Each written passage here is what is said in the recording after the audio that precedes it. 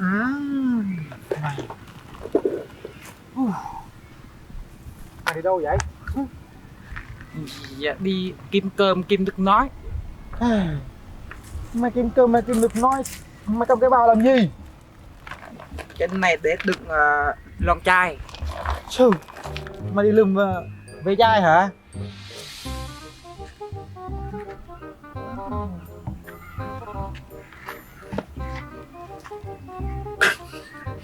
Tao thấy áo này buồn cười nhỉ.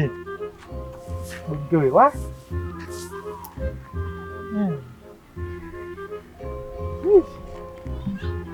Áo mua như nào vậy?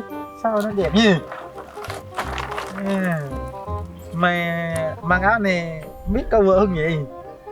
Có vợ không? Có vợ à? Có ai yêu không? Không, không có hả? Nà rôn còn không có yêu hả? Ui. Không. Kiểm tra đây. Vô. Có khi nào đâu, có thấy về chài đâu. Cái thằng này láo nhỉ. Như thế này sao mà nói là đi làm với chai vậy?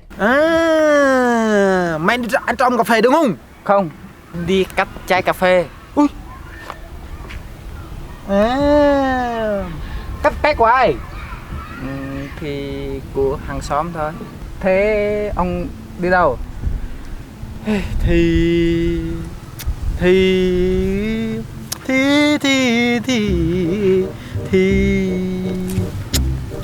sao nhỉ? Thì gì? Nói nhanh đi. Thì tôi cùng nhưng ăn thôi, đi cướp cà phê. Đi cướp cà phê nè. Được nói nè, nó lên giá quá. Để cướp tí thôi. Trời ơi, vậy là anh em rồi. Ui, mày quá. Thầy biết nhà nào còn cà phê không? Giờ cà phê lên giá người ta hay hết rồi. Thôi, theo tao đi. Đây cà phê. Này, vậy hả? Biết trước là tao liên hệ với ông rồi. Này tao chờ mãi tao ngồi xung quanh này. Tao kiếm cái lon bia nào có không để uống mà không có. Người ta uống hết rồi. Người ta đám cưới ở đây người ta uống hết. Nên tao mới ngủ ở đây nè. Kiếm vườn nào chung quanh này đâu không có cà phê. Nãy giờ mình tính đi rồi mà thấy ông tôi giật mình. Tôi tưởng bạn là người khác, không phải anh em.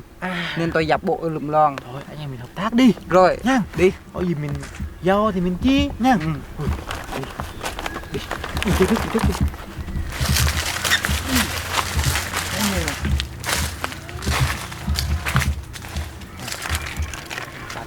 Cái này chưa chín đâu. Không chín nó nặng. Kiếm cái nào chín đi. Thôi.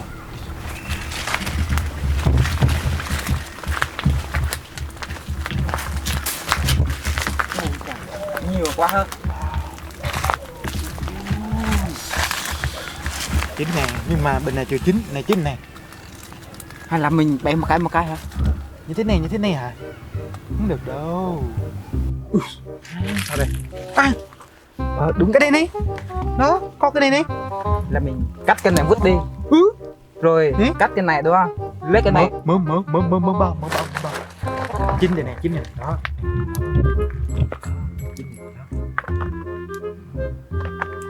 Để chín thôi. Xong cái này đúng không? Để. Đúng rồi. Cái này Vứt. Vứt thôi. Vứt. Người kinh nó không lấy không? Không, mỡ xanh nó không lấy. Vứt. Không có lấy không? Không có nặng á. Cái này đúng không? Đây cắt luôn. Tới đây đúng không? Như thế này. Đúng. Đó.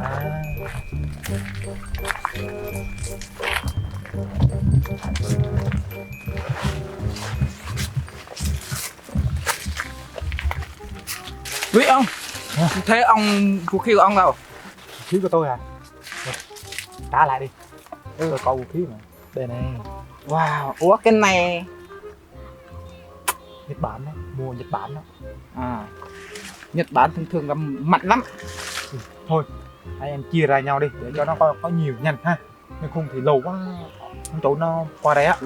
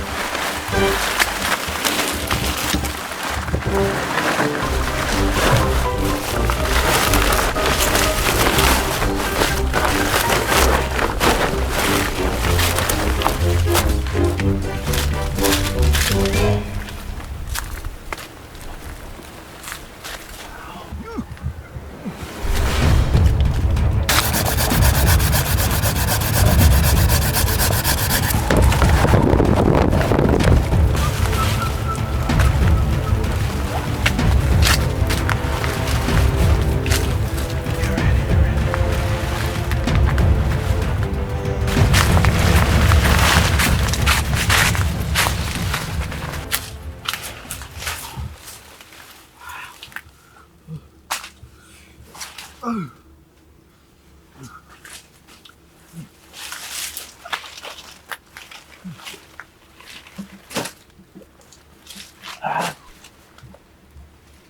đó đâu nhỉ? Nhiều quá. Nhìn đạt đủ 1 lít rồi.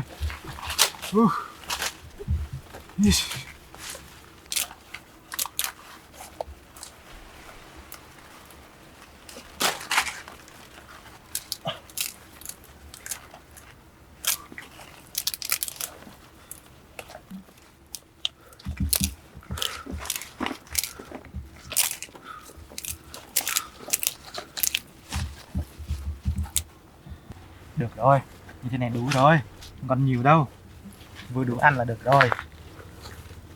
Thằng kia nó xong chưa ta?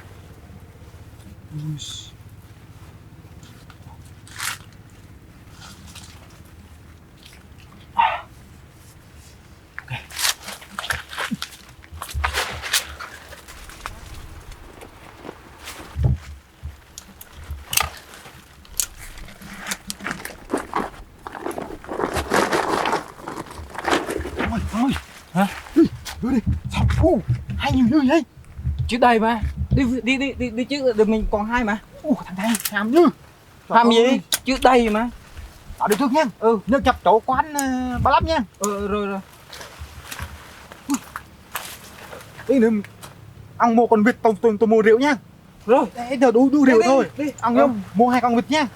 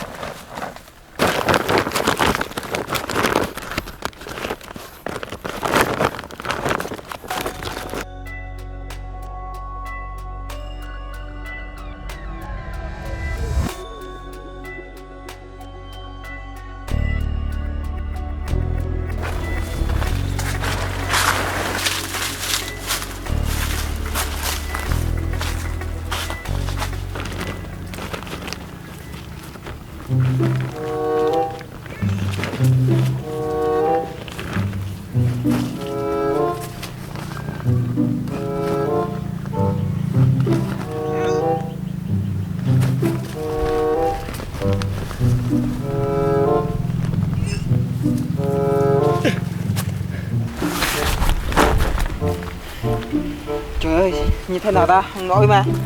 Ôi, hay nhiều quá giờ. Tôi không lấy cái rồi.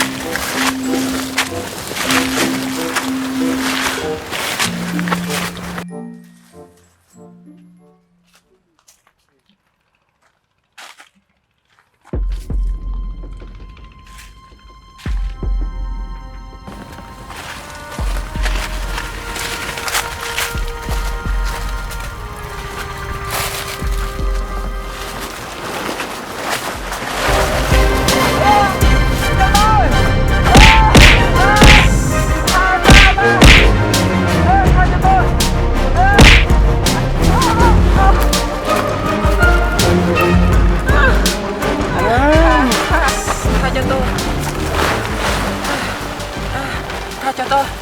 Tha cái gì vậy ta? Suốt ngày tao thấy mẹ đi cậu mít. Đây, để tao coi thử. Đây. Trời ơi. Bây giờ mày hai kiểu này thì làm sao năm sau tao sống nổi? Dạ, hai kiểu này nó mới nhanh. Hai kiểu này nó mới nhanh. Nhanh như gì mà nhanh? Mày phá hoại của tao thì có á. Dạ, tha cho em đi, lần sau em sẽ không hay như thế này. Em sẽ hái như thế này nữa là không pha cà nữa. Còn có lần sau nữa hả?